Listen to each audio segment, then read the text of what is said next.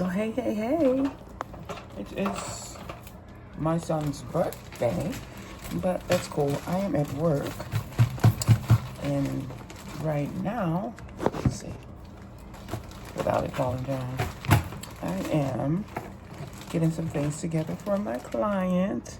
I'm actually separating his meat for him so that his things last him a little bit longer because he likes to go through his food quickly.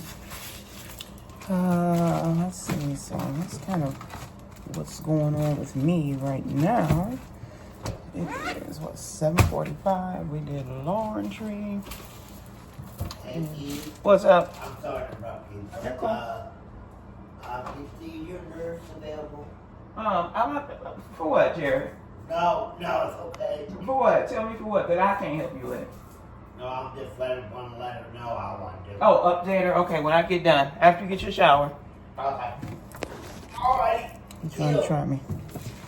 Deal. That's all. Yeah, after you get your shower. Okay. I'm on that right now. All right.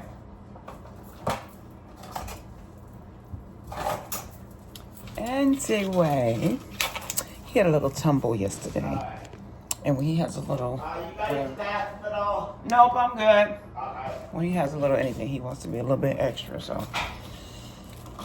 I have a sister that's a nurse that's happened to talk to me yesterday after his little tumble. So he thinks he's supposed to talk to her every single day to give her, he'll give her an update as to how he's doing. You never have to worry me today. Listen, this keeps falling. I got my tripod over there, but I'm trying to get this done as quick as I can so I can go back to editing and doing what I need to do. I have to work on my, since my TikTok stuff is back, well, it's not back up on, I gotta work back on getting it on my phone. This thing keeps on sliding down. And one of my girls sent me a, some kind of hocus pocus to try and get it back on there. So I am going to aim to try and do that. Child, I be tired. When I say tired, I be tired. But it's funny because I just watched the video. This is not going to go in with his birthday video. I'm just recording this on his birthday because I was watching a video. I watch all different type of YouTube videos, right?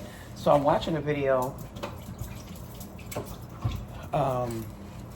earlier, and you know my channel, I was stemming it off of, where can I put this? I was stemming it off of just my life, like my health issues and things that I've been through in my life and things that I go through, right? So I'm like, let me reel this back in to get back focused on that, right? Because life is crazy. Life will take off sometimes and take you in places and areas that you don't expect it to take you to, right? So yeah, I know I got the Discoid Lupus, which made me lose my hair, right? I had the VSG, which that's not one of my chronic health issues I live with. Partial epilepsy. I had a stroke, and what else I got? A whole bunch of stuff. But anyway, my biggest thing that I like to talk about is how things make you feel, like how, like with the heart failure, how I can feel like tired, exhausted a lot of times, but you keep going, you don't stop. You push, and thankfully, knock on wood, I don't really get sick. Like I don't get like the common cold, thank God. Like everybody around me had the virus when the virus was out. Like right now, my one son got the flu. My daughter got probably the flu too, or whatever. But there's nothing that has encountered my body that comes within me that tries to attack me that I let stop me from doing what I need to do. Do I get tired? Yeah, I may get tired. But don't go nowhere. I'm getting seasonings. I'm coming back. But he likes when I season up his food and store it. But anyway, so what I'm saying is there's really nothing that too much stops me from doing what I need to do and keep on pressing and keep on pushing forward, right? I know people that, I mean, they'll get a little scrape or a ding on their knee and they're down for the count. They're like they're dying, like it's the end of the world. My husband being one. Anyway, baby, you talk about the drama. Woo, the drama. So I told him when the kids were getting sick, they're not all in the house, but you know, they come around, be around us or whatever. I said, baby, don't you try. I said, look, I prayed like the mighty wife would pray, baby, because when brother man gets a sniffle, it's over. It's over, right? But he gonna go to that job. He gonna go to that job, right? Which is a blessing. I ain't complaining, cause baby gonna go to work. And if anybody know my husband or watch things on this channel, that baby gonna go to work. And I thank the Lord for. I ain't got no lazy man, but getting sick or a little under the weather, it's a rodeo, and I ain't got time. And he was telling our oldest son that your mom just want to go, because I'm telling you, when I say mama was on her deathbed before, mama was on her deathbed, right? So it ain't nothing to be played with. So it's like, yep, you got this health issue that you live with. Like I always say, I don't struggle with it. I live with them. But it encourages me to try and encourage somebody else to keep it going. Keep on pushing, keep on pressing through. And funny enough, I guess because I don't have like a particular niche, whatever. It's just like the day in the life of things that I do, deal with, live with, grow through, or whatever the case may be, that I get all kind of random stuff that comes through my YouTube, which is cool. So I don't know, I was watching something, and the young lady, she had the norovirus. She's dealing with that or fighting back from that, and she does some other things on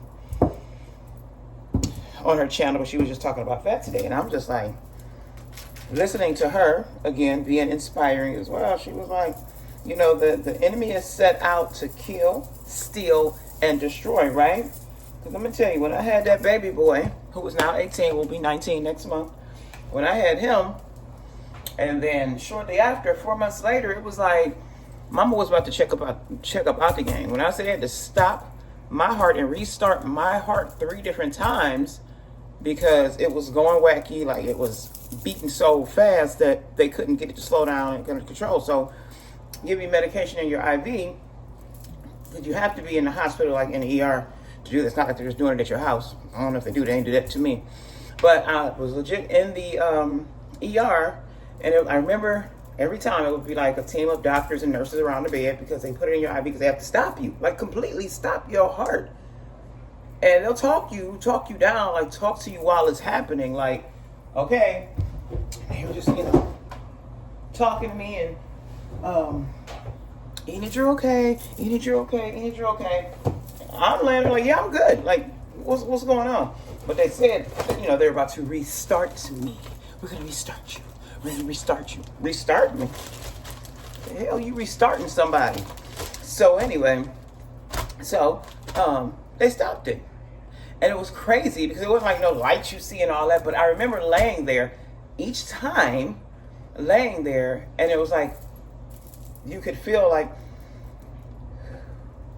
kind of like one of those deep breaths. You feel, I don't know if you ever had your heart stop, but it's a unique and interesting experience or whatever, right? So I'm like, okay. So I've dealt with that, and then with having this defibrillator pacemaker that they wound up having to put in because my heart wouldn't regulate on its own sometimes. So that's what this is designed for. So I remember the first time this baby shocked me, baby. When I say the first time this shocked me, first of all, it knocked me clear across the driveway. Some of you may already know the story, but it was crazy because my father had to come pick me up. This was before I was married. My father had to come pick me up. Man, he was taking me to work because nothing stops me from going to work, obviously. So as soon as I stepped down off the step, it smacked me across the driveway. And my dad will tell the story. So the next time he shaves my head, I'm going to have him to talk about it, because I'm supposed to be getting my hair shaved. That's what I'm supposed to be doing. But anyway, I'll have him to talk about it, because baby, he always say he screamed like a little girl, because his baby girl, his only girl, clear across the driveway. It knocked me. So he jumped out the car. I remember that, and I was mad. If you know me in real life, when I get mad, baby, I was fuming. Look, that's why I ain't want this stupid thing. That's why I want this stupid thing. I'm like, they set me up. It's a trick, baby. When you get sick or have certain health issues going on, you know, the devil like to play with your mind also too, right? Like I said, I had them babies. My son, baby boy was a baby, right? When all this was going on. So I'm talking about the hospital that set me up. The hospital tricked me. They did it on purpose. They was controlling it from a control center. You talk about talking crazy, but mama was talking crazy. I was talking all type of crazy because they monitor this thing. They can tell me what I'm doing or how much I'm moving, like currently right now while I'm separating this chicken. So anyway, so I'm like, this is crazy. So after I contacted them, let them know that it shocked me. Yeah, because I contacted them because I was mad. I still went to work. He went on and dropped me off at work. And when I got there, I was working at the hospital at the time, and I went and talked to my cardiologist. I was pissed. So they called the Medtronic, the whatever, main people, to let them know, and they read it, and they said that it was a life-saving, this is what's crazy, that it was a life-saving shock that was delivered to me. So now this was at like 7:30 in the morning. The kids were gone to my parents already. They spent the night, I think. So I had got up to get ready for work. Like I said, my dad had came to get me. And so imagine, like, when you replay this, and this will all tie into the things that I'm talking about currently. This just came across to me, like I said, to talk about. So it delivered a life-saving shock, which means that I could have been getting in the car to drive myself, because I had a vehicle, but my father, who was my daddy, and my daddy's girl, who insisted on taking me to work, came. So my father was there to take me. And I had just had the defibrillator put in. It's just the defib part. I don't have the pacer. But my father was there to take me. And if I would have been getting in the car to take myself to work, that wouldn't have turned out too good, right? Either A, I could have been driving and caused a severe accident somewhere, because if it shocked my heart, and when I was walking down those stairs, I don't recall feeling anything, like my heart wasn't racing or anything. So that's why I was like, they set me up. That's why I was tweaking. So I didn't recall feeling anything weird, so for it to just shock me. But that's how subtle my tachycardia, is what it's called, racing heart, my tachycardia would be. It would be just that subtle that I wouldn't feel it. And now sometimes I do, and that's when I would call EMS or go to the ER. So it's like, it was just that subtle that I don't feel it. So, like, imagining the turnout. So all this ties into where you don't stop. You don't stop. I don't care. I mean, everybody's different. But for me, I don't stop. I keep going. I keep pushing and pressing my way through. Sometimes I might could feel under the weather sometimes, but I won't let you see it. I won't let you see it, because baby mama gonna keep going. Look, now these dark circles around my eyes, they're just hereditary. First of all, I had these since I was little. So I made it look tired. Sometimes I do be tired, I ain't gonna lie. I be tired, but it just doesn't stop me from doing what I need to do. Even the fact of when the Discoid Lupus came about. First of all, I had never heard of such a thing. So, you know, do a little research, but like I said, when my head was tingling and burning, and I don't have a lot of patience with a lot of stuff, so I wound up just shaving all my hair off, right? Like, what is going on? Why is my head on fire? So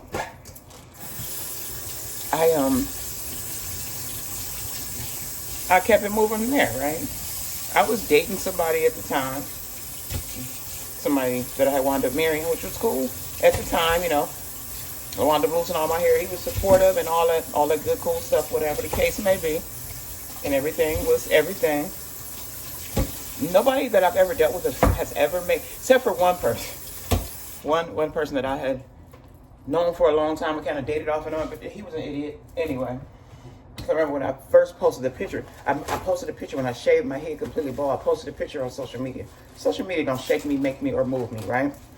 So I posted a picture, And I remember now this idiot, and the comment is actually still on my Facebook page today because I didn't care. I posted the picture and he said, you look like a cancer patient, right? Now, I had my eyebrows, my eyelashes, and everything. He said, you look like a cancer patient. Now, I smiled. I said, well, I don't have cancer, but dang if I did. Okay. So I don't have cancer, but dang if I did. It's not the way that you address it with somebody that you've had years of experience with dealing with. Somebody else that I had dated. I've had dating experiences. So I'm like, well, that wouldn't be the proper way to address that with a person. We weren't no longer dating at the time, but we were still cool. He was just an idiot. He was kind of slow, alcoholic. He had issues anyway. So I said, oh, okay, well, that's not what I have, but thank you for letting me know how you view it. Because, I mean, I had a clean ball. But long story short, he was a barber. He said, well, you should have let me cut it. Well, how would you go cut it out? I'll put some pictures in, like you can see, like when I first lost. So when I say it's clean, like my ceiling missing up here, okay? So I'm like, that's crazy. But things like that still never stopped me or discouraged me, like from being who I am or who I choose to be. Because I put this here, first of all, because it's wintertime is why I got this hair on now. But people that know me, they're close to me, will tell you, especially in the summer, baby, I'll take this off and be stepping, just to be stepping. But my head get cold. So I told my husband, he bought it. I'm like, don't your head get cold? So that's why I wear them little scarf things sometimes. But it's not because of the embarrassment of the loss of the hair or anything like that. It's life. But the point of everything was that you don't stop going. You push yourself. You push yourself as much as you can. Like, I don't know. That's just me. I just don't. We have one life that is given to us to live it to the fullest. And I mean, true indeed, some people can't push, or, you know, their mindset is a little different, or they want to, but they really physically can't.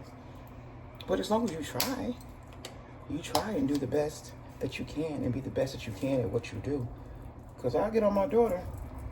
She got a little sniffle right now, and she thinks she about to drive me crazy with this little sniffle she got. Girl. I'm like, sister, you got 2 babies. You got to keep it moving. Like, I don't call off work from being physically sick, child. Mentally made me a whole different story. But physically, if I can do it, it's going to be done, child. I had, went into heart failure, and still with the help of like my dad and my little brother and my kids got older. So I'll move a whole house by myself if I had to. Barely breathing. But I'll take a break and I'll get up and keep it moving. Now I don't do that, child. I help me where you can. But at the end of the day, I just don't I don't let what I have interfere with the one life that God has given me. People are like, well, you don't look sick. Well, hell, because I'm not. I was dealt a special hand. This is my special hand. And I rock and roll this baby till the wheels fall off, okay? The only time you won't see me rocking and rolling is when I am on my way to the other side. You feel me? When I'm on my way to the other side is when you're like, damn, she fought a good fight though. Because when it's all said and done and when it's over with, what happens? The people that are left behind, all they have is a few little memories to cherish of you. You want your memories to always be like, oh, my mama was sick, my auntie, my TT, my uncle, my cousin, they was always sick. Y'all know, y'all see, I had them grandbabies, I had them little cousins. I'd be like today, I was at home working. Baby, you know how that bed was calling me? I wanted to lay down so bad. But today was my son's actual birthday, so he didn't care. He don't be tripping. But them grandbabies came over, and my daughter came over. And, I mean, I was working anyway, so it's like I couldn't just go and lay down, although I wanted to. But I didn't. But it was more like, you know, I was able to chill and vibe out. But I remember when I had my stroke. That's like I tell you. When I had my stroke and I was in the hospital, they were like, oh, she's signed up for disability, blah, blah, blah, and all this stuff. For what? 28 years old. Now, when I get home, I thought some other stuff. I said, I wish I would, I wish I could have. So I was like, I just don't want to have to work as much. I applied and people said, no ma'am, you should do that when you was in the hospital, because now that you're back at work, working full-time regular hours, they see that you're capable of working them full hours. So they denied me. It's cool. It's cool. They're like, you could fight it. I'm not about to do all that. I'm like, fight it for what? Nah, it ain't that serious though. Fight it when you physically can go to work, when you physically can do it. Do I hate taking a bazillion meds? Yeah, so I do, and I have weaned myself off some of them because this ain't that.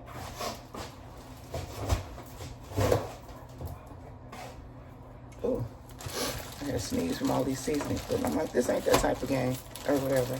But the moral of this little rant is, don't ever stop being the best you that you can be. You never know who's watching you. You never know who's looking at you. And you may not care, but you may inspire that one particular person unintentionally. You just never know. It could be something so small that you wouldn't think that little thing that they said or did or you saw them do made a difference or an impact on your life. For sure.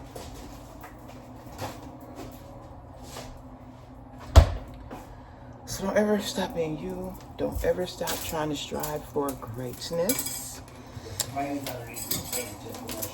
That's what I figured. Thanks. You want to keep talking to me? I got you. So I'm gonna wrap this up, but I just wanted to put that little tidbit out there. I have some rants again later at some point in time, but I need to put some eyelashes on. It takes away from them dark circles around my eyes sometimes. But anyway, I love the way I look. I love my chocolate me for just being me. Anyway, so I guess what I'm going to post a couple of pictures when I first had to shave my head. I'm going to post them at the end of here. And y'all have a fantastic night. And guess what I didn't say in the beginning? That's okay. This is Enid, also known as She Beats 4. And I love y'all. I appreciate y'all for following me and rocking with me. And I'm about to get this journey together like I need to get it together. Like my son said, focus on what you're supposed to be talking about. I got you, boo. I'm going to love y'all. See you later.